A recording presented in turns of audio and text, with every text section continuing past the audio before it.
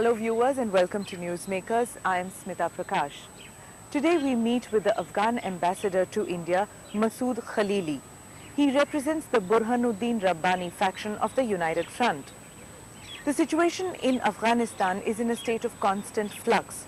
In such a scenario, will the United Front be able to bring representatives of all ethnic groups to the negotiating table? And what role can India play in Afghanistan? We asked Masood Khalili all these questions and more. The dust of Kabul's blowing soil smarts lightly in my eyes. But I love her, for knowledge and love both come from her dust. May Allah protect such beauty from the evil eye man. When a 17th century Afghan poet penned these lines, he could hardly have foreseen the devastation that laid in future. But the Ramadan this year seems to have once again brought the blessings of God to the once God-forsaken land of Afghanistan. After nearly 2 decades of incessant fighting, the country seems to have stumbled on the road to peace. In a matter of days, the strongholds of Taliban fell to Northern Alliance, which is already well entrenched in Kabul. Northern Alliance, now known as the United Front of Afghanistan, has been working with the envoys of United Nations to set up a new government in Afghanistan. Led by Burhanuddin Rabbani, it seems to have put to rest the ghosts of 1996. Masood Khalili, the ambassador of the Northern Alliance to India, has a clear vision of what Afghanistan should be. He has gone through a rough patch with his friend Ahmed Shah Masood assassinated right in front of his eyes. But he feels it is time to leave behind the sorrows of the past and build a future for the coming generations of Afghanistan.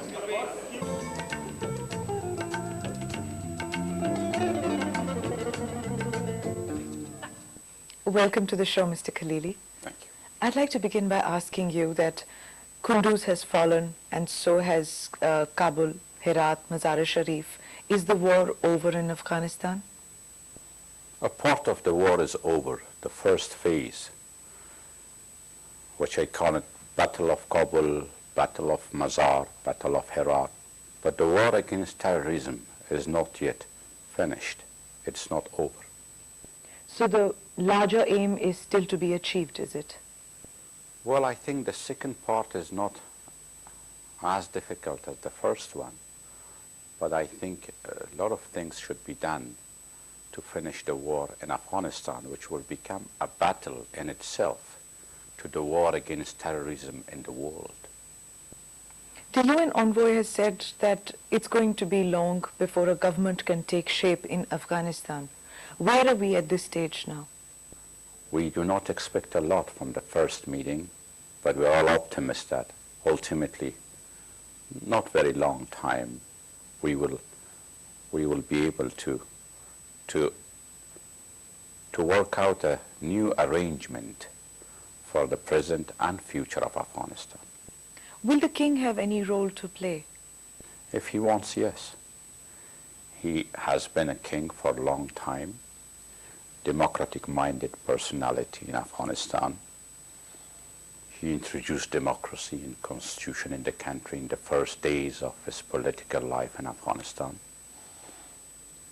But he's old, 87 years old. I hope that he can be able physically to do something.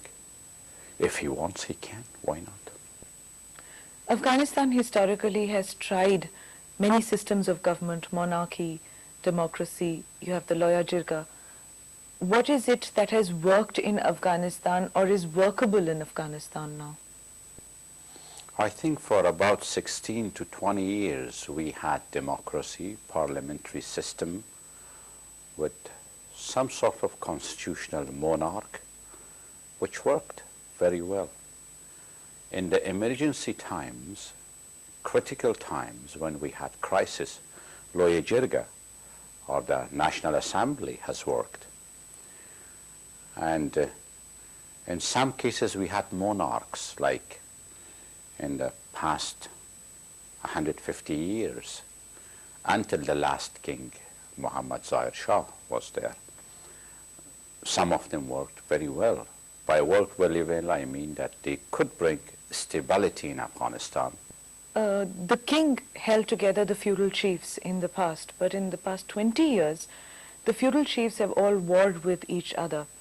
At this stage, can they sit together and even talk? Let aside former government, can Hikmatyar, can President Rabbani and Masood's successor, can they sit together and can they discuss on the table? Well, the names you mentioned, the last two have already spoken out and agreed.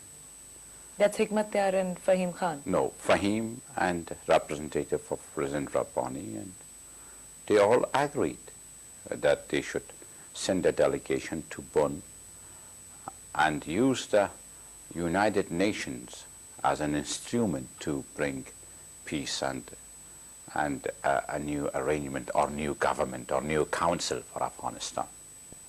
I'm optimistic that all the parties and ethnic groups indeed want stability.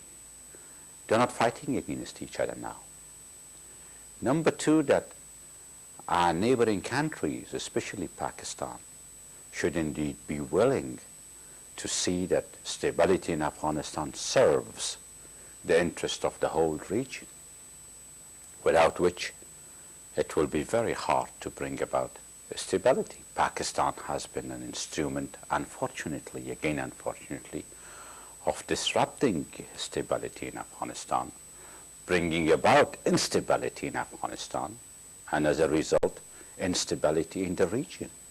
In fact, that has been, many feel that that has been the bane of Afghanistan's problem, is that the regional powers have always been interested in a piece of the pie in Afghanistan, whether it is Pakistan now, whether it was Russia at one stage, and Uzbekistan, Tajikistan, all these people. Do you feel that that has been the problem is Afghanistan, too many powers interested? No, you're right. As I see the history, contemporary history of my country, unfortunately, the problem has come out from outside Afghanistan, not from within. You're right, Russians invaded Afghanistan, that was from outside. One time Britishers invaded Afghanistan from south, that went from outside. 1992 we entered Kabul, Pakistan created a problem in some other neighboring countries, that was from outside.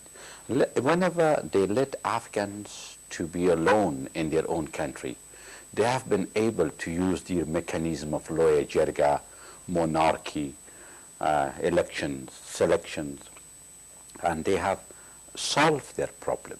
I don't say that everything should be blamed on the shoulder of our neighbors.